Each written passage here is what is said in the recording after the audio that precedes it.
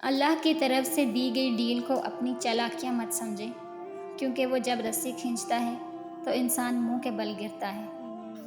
جس کے دل میں کسی انسان کے لیے نفرت ہے اور وہ لوگوں سے کہتا ہے اسے خدا سے محبت ہے، وہ جھوٹا ہے اور مکار ہے، کیونکہ خدا کے بندوں سے محبت ہی اللہ سے محبت ہے۔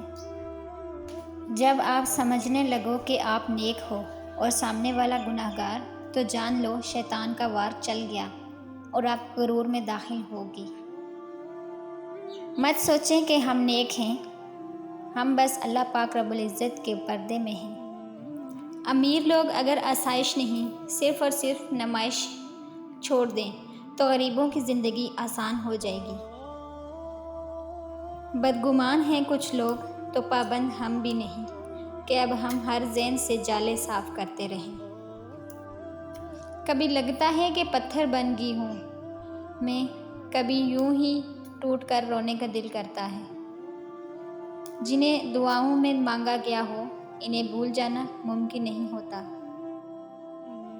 حصہ زندگی سے قصہ زندگی بننے میں زیادہ وقت نہیں لگتا۔ چند لمحوں کی انا میں ہار گئے وہ رشتے جنہیں بنانے میں زندگی لگتی ہے۔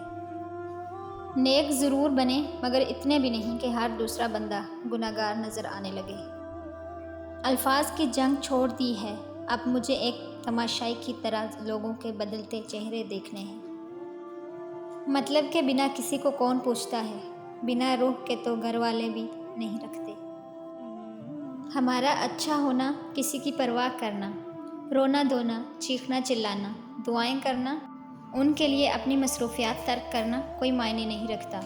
چاہے کچھ بھی ہو جائے، لوگ بس اپنے حساب سے ہی چلتے ہیں۔ جو مزہ بخش دینے میں ہے وہ بدلہ لینے میں نہیں۔ اگر تمہیں اپنی ارد گرد اندھیرا دکھائی دے رہا ہے تو ایک بار دوبارہ دیکھو، ہو سکتا ہے تم خود ہی روشنی ہو۔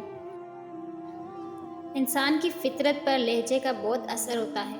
اگر اچھی بات بھی اگر سخت لہجے میں کی جائے تو بری لگ جاتی ہے، اور کبھی کبھی بری بات بھی نرم لہجے میں کی جائے تو بری نہیں لگتی۔ عبادت اس مقام تک نہیں پہنچا سکتی جہاں غریب کی خدمت پہنچاتی ہے۔ ایک کامیاب انسان انہی پتھروں سے اپنی بنیاد بناتا ہے جو لوگوں نے انہیں مارے ہوتے ہیں۔ کسی کی غیر موجودگی میں اس کی برائیاں یا کمزوریاں چھیڑ کے ہنسنے پر پرہیز کیا کرو۔